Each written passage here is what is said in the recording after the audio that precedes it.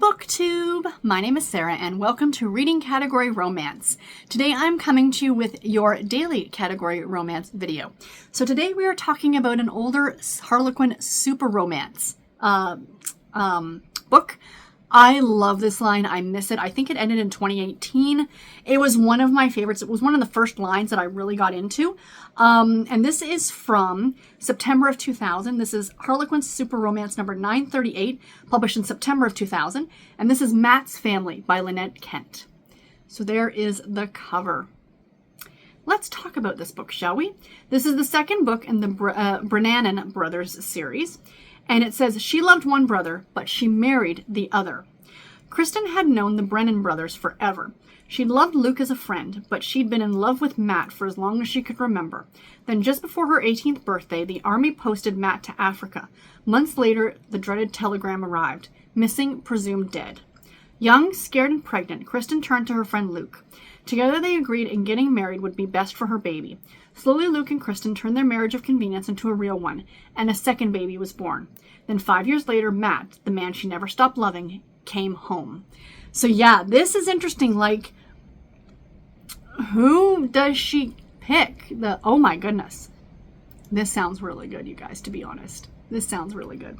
So let's talk more about the author. I do love, and I know you guys really enjoy, when I talk about the author. So Lynette Kent, there is no information on her. Not on Fantastic Fiction anyway. She's published a lot. She has, the last time she published a book was 2012.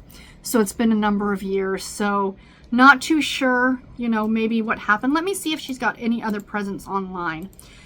She's written 25 books, it looks like. Lynette Kent, author.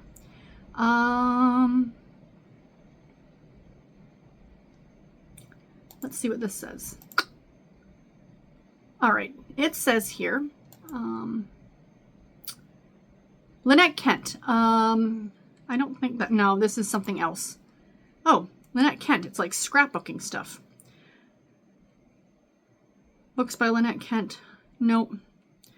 Nope, there's not much that is really here about her, other than the fact it looks like she doesn't write anymore. Oh, here's some information. Okay, here we go.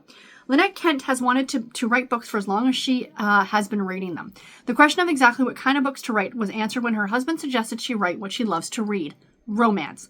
With his encouragement, she opened her head and heart to the characters in her stories and found a whole new world of friends she loves to share with readers. She has an undergraduate biology degree, led to a job as a research assistant for 3 years, then 2 years teaching school physics, physical science, and autonomy. Finally returning to her first love, Lynette received a master's degree in European history from the College of William and Mary. Her research training comes in handy when she starts a new book. After 20 years of Navy travels, Lynette and her family, a husband and 2 daughters, have settled in southeast North Carolina. The true rulers of the household are Julie and Schultz, miniature dachshunds, who need a home when their original parents got a divorce. Their bark is 10 times the size you'd expect such tiny dogs. I'm wondering now, because she hasn't written a book since 2012, I'm like, how much of this is still, accurate? But yeah. Oh, Lynette.com. Yeah, her website's down, so I don't know. That kind of makes me sad. If anybody knows what has happened to this author, let me know, because she's written some really great books. So she wrote, her first book came out in 2000, which was actually the first book in this series, called Luke's Daughters. Now I'm interested, because Luke's the guy that she marries, right? Oh. Okay, so this sounds like this is the second book, but to me it feels like maybe you need to read this one first, because I feel like it's going to spoil this book. It says, after Luke met Sarah Randolph on the worst day of his life, his brother's wedding day, the bride was Luke's ex-wife, the flower girls Luke's daughters. Oh, that's craziness. Okay, I feel like you need to read like book 2 before book 1. But maybe I'll read them the way the author intended. And then she wrote this series called At the Carolina Diner, which I have read a couple of the books in, and I really, really like them.